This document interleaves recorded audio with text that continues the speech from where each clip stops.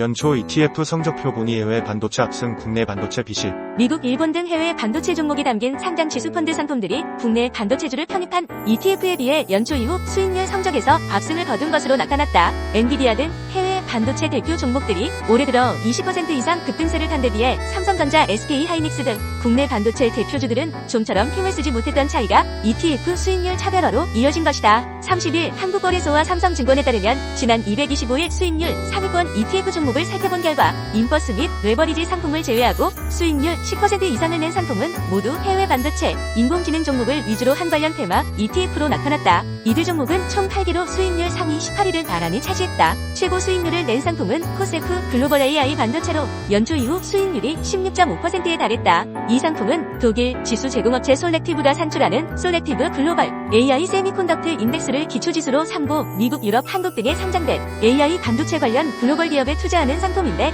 AMD, 엔비디아, TSMC의 편입 비중이 60% 이상이다. 이어 하나로 글로벌 반도체 탑10, 솔렉티브, 코덱스 미국 반도체 MV, 에이스 글로벌 반도체 탑4 플러스 솔렉티브 등도 10% 이상의 수익률을 뽐내며 나란히 24위에 올랐다. 5위 역시 일본에 상장된 반도체 산업 관련 종목에 투자하는 타이거, 일본 반도체 팩트셋이 차지했다. 반면 똑같이 반도체 AI를 테마로 한 ETF라도 국내 관련 종목 위주로 담은 ETF 상품들은 부진한 수익률을 나타냈다. 포커스 AI 코리아 액티브, 타이거, AI 코리아 그로스 액티브, 에이스, AI 반도체 포커스 등을 비롯해 국내 투자형 AI 반도체 ETF 상당수는 월간 수익률이 마이너스를 기록했다. 코덱스 AI 반도체 핵심 장비, 서울 반도체소 부장 FN 등 일부가 플러스 수익률을 내기는 했지만 한 자릿수에 그쳤다. 이 같은 성적차는 국내외 반도체 AI 종목 간 수익률 격차에 따른 현상이다. 실제 AMD의 경우 지난해 말 147.41달러에서 지난 26일 기준 177.25달러로 20.2% 올랐고 같은 기간 엔비디아도 495.22달러에서 610.31달러로 23.2% 상승한 상태다.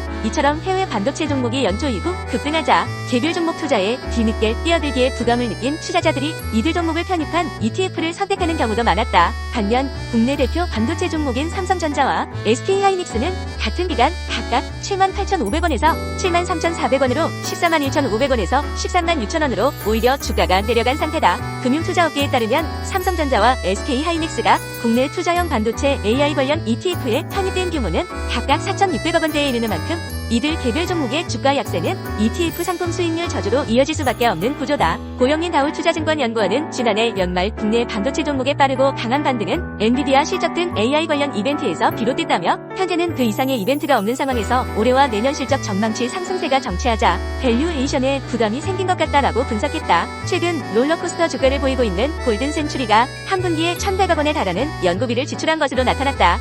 매출의 약 16배에 달하는 규모가 한꺼번에 지출된 셈인데 이 때문에 회사는 대규모 손실을 기록했다. 30일 금융감독원 전자공시시스템에 따르면 골든센츄리는 지난해 3분기 매출액 73억 원, 영업손실 1,103억 원을 기록했다고 공시했다. 전년 동기 대비 매출액은 58% 감소했고 영업이익은 4억 원에서 대규모 적자로 돌아섰다. 대규모 적자의 원인은 연구개발비다. 골든센츄리는 지난해 3분기에만 연구개발비로 5억 8,637만 위안을 사용했다. 이는 분기 매출액 대비 1,486%에 해당하는 금액이다. 최근 몇 년간 사용한 연간 연구개발비가 매출액의 0.51% 수준인 것을 고려하면 특이한 경우다. 골든센츄리는 농업용 트랙터 휠 등 부품과 트랙터 완성차 등을 제조하는 중국 기업이다. 지난해 3분기 말 기준 트랙터 휠이 전체 매출의 45.3%를, 트랙터가 24.9%를 차지하고 있다. 회사 측은 1,100억 원 규모의 연구개발비를 대형 트랙터 완성차 조립 사업을 위한 설비 투자에 쓰였다고 설명했다. 앞서 골든센츄리는 2021년 4월 중국 정부와 대형 트랙터 완성차 생산 공장과 부대 시설 건설을 위해 2,238억 원을 투자한다고 공시한 바 있다. 하지만 재무제표상 공장을 지은 흔적은 나오지 않는다. 통상 공장을 짓거나 짓고 있다면 현금을 지출한 만큼 유형 자산 또는 건설 중인 자산 등으로 회계장부에 잡혀야 한다. 합작 법인이라면 출자 지분이라도 자산에 남아야 한다. 그럼에도 지난해 3분기 말 기준 골든센츄리의 유형 자산은 증가하지 않았다. 반면 현금성 자산은 연구개발비에 지출한 수준만큼 줄었다. 연구개발비를 손실로 반영한 탓에 자본 총계가 감소했고 자산 총계도 33%가량 쪼그라들었다. 연구개발비가 실제 지출된 것으로 추정되는 중국 자회사 금세기강 소진흥과기유한공사의 자산도 늘지 않았다. 강소금세기의 자산 총계는 지난해 상반기 2,500억 원에서 지난해 3분기 1,373억 원으로 줄었다.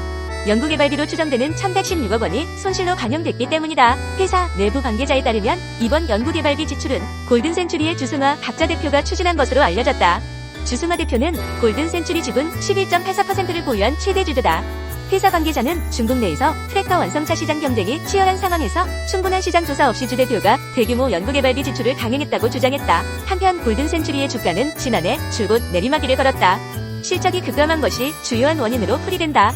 또 지난해 말 골든 센츄리 경영진이 주가 조작에 연루됐다는 소식도 주가를 짓눌렀다. 금융당국에 따르면 골든 센츄리는 2017년 말부터 2018년 초까지 유상증자를 진행했다. 이때 증자 발행가를 높이기 위해 주요 경영진 등이 시세 조종에 나섰다는 혐의를 받고 있다. 당시 골든 센츄리의 최대 주주이자 대표이사는 주승화 대표다. 올해 초부터 코스닥 시가총액 상위 종목들의 유가증권 시장 이전 상장이 예고되면서 관심이 집중됐으나 이전 후 주가는 기대에 턱없이 못 미치는 것으로 나타났다. 올 들어 2차 전지주의 부진이 이어지고 있기 때문으로 풀이된다. 다음 이전 상장 타자로 꼽히는 HLB는 이전 상장 후 주가 부진의 고리를 끊을 수 있을지 주목된다. 30일 한국거래소에 따르면 LNF는 유가증권시장 이전 상장 첫날인 전일 9% 가까이 하락하며 주가가 15만원 선 아래로 떨어졌다.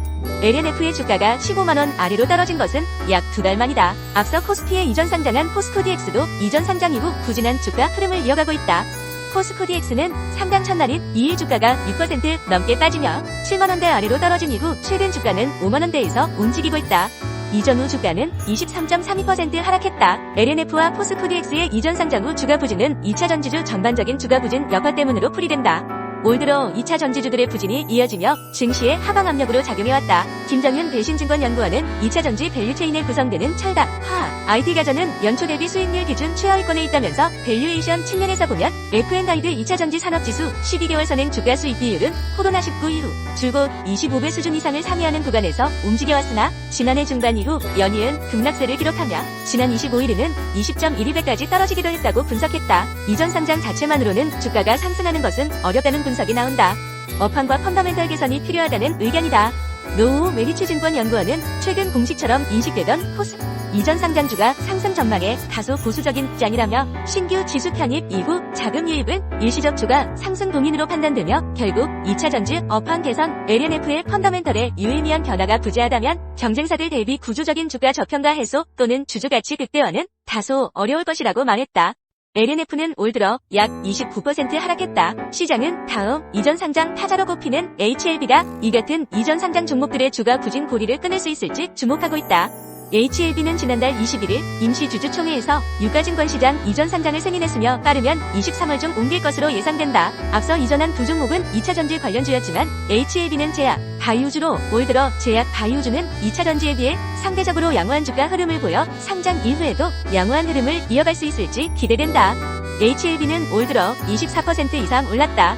특히 최근에는 다남신약의 미국 식품의약국 허가 기대감에 급등세를 보이기도 했다.